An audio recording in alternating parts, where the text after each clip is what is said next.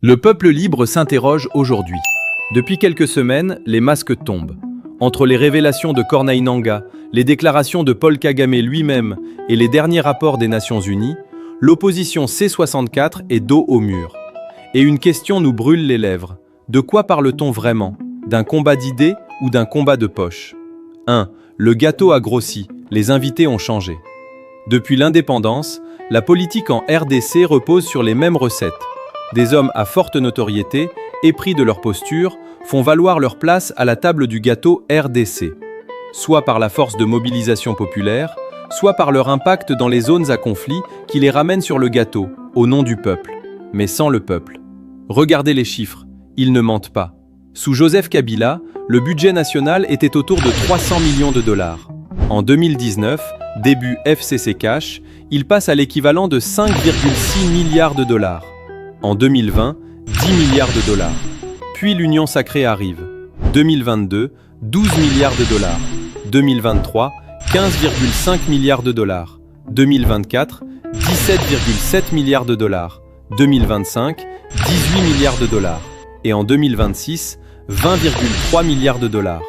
En 7 ans, le budget a été multiplié par plus de 7. En 15 ans, il a été multiplié par 67. Le gâteau est devenu énorme. Mais les acteurs classiques ne sont plus invités au dîner. Et ça fait mal. 2. C64. Le combat du gâteau? Il a donc fallu s'organiser. Naît la C64. Objectif affiché, sauver le pays. Objectif réel, faire pression pour avoir une place. Comment? En allant jusqu'à flirter avec l'ennemi.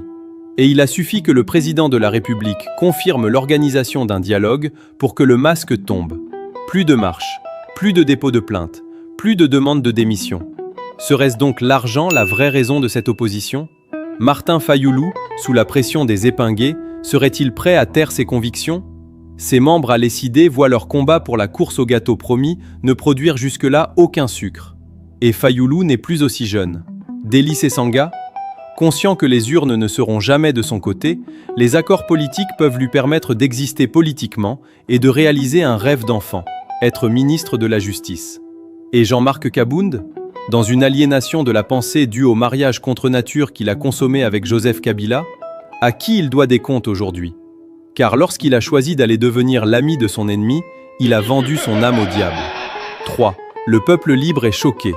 Le peuple libre est choqué. Choqué de voir que le gâteau est plus important que le peuple. Pendant qu'on se bat pour des postes, 26,5 millions de Congolais ont faim. Pendant qu'on négocie des dialogues, 4 millions d'enfants sont malnutris. Pendant qu'on court après les 20,3 milliards de 2026, les hôpitaux n'ont pas de médicaments. Le peuple libre pose donc la question. Veut-on le pouvoir pour servir ou pour se servir? Le Laboratoire national de la République propose autre chose. Pas une course au gâteau, mais 7 chantiers pour que les 20,3 milliards servent au peuple. Le gâteau appartient au peuple. Il est temps qu'il le mange. Le peuple libre de réflexion.